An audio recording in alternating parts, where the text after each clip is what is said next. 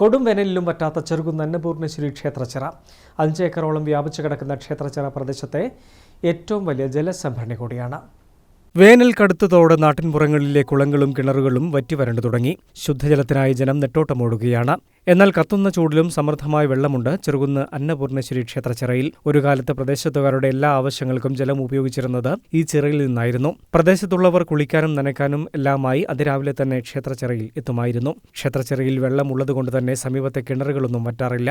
ഒരു വർഷം മുൻപ് എം വിജയൻ MLA ഇടപെട്ട് 60 ലക്ഷത്തോളം രൂപ ചെലവിൽ ക്ഷേത്രച്ചിറയുടെ ചുറ്റിലും സൗന്ദര്യവൽക്കരണം നടത്തിയിരുന്നു. ഇരിപ്പിടങ്ങളും നടപ്പാതയും ലൈറ്റുകളുമെല്ലാമായി ഏറെ മനോഹരമാണ് ക്ഷേത്രച്ചിറ. വ്യത്യസ്തമായ ചെടികളും നട്ടുപിടിപ്പിച്ചിരുന്നു. ഇന്ന് നിരവധി പേരാണ് ക്ഷേത്രച്ചിറയ്ക്ക് സമീപം ഉല്ലസിക്കാൻ എത്തുന്നത്. ചെറുകുന്ന് അന്നപൂർണേശ്വരി ക്ഷേത്രം പോലെ പരിപാവനമാണ് ക്ഷേത്രച്ചിറയുമെന്ന് പ്രദേശവാസികൾ പറയുന്നു. ക്ഷേത്രത്തിലെ ചിറയിൽ വെള്ളത്തുള്ള കാലത്തോളം പരിസരത്തുള്ള എല്ലാ കിണറുകളിലും വെള്ളം വറ്റാതെ, അതുകൊണ്ട് തന്നെ ഈ ജലസ്രോതസ് സംരക്ഷിക്കേണ്ട ഒരു ധാർമ്മികത, ഒരു ഉത്തരവാദിത്വം നമ്മുടെ ജനങ്ങൾക്കുണ്ട്.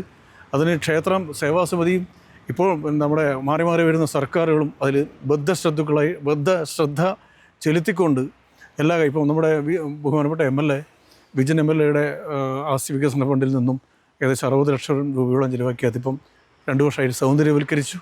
ചില സമയങ്ങളിൽ ഇവിടെ എത്തുന്ന സന്ദർശകർ ഭക്ഷണാവശിഷ്ടങ്ങളും മറ്റും ക്ഷേത്രച്ചിറയ്ക്ക് സമീപം തള്ളിയിട്ട് പോകാറുണ്ട്. ഇത് മാലിന്യ പ്രശ്നങ്ങൾക്കും വഴിയൊരുക്കാറുണ്ട്. അന്നപൂർണേശ്വരി ക്ഷേത്രച്ചിറ സംരക്ഷിക്കേണ്ടത് നാം ഓരോരുത്തരുടെയും കടമയാണ്. News bureau, Pazhayangadi.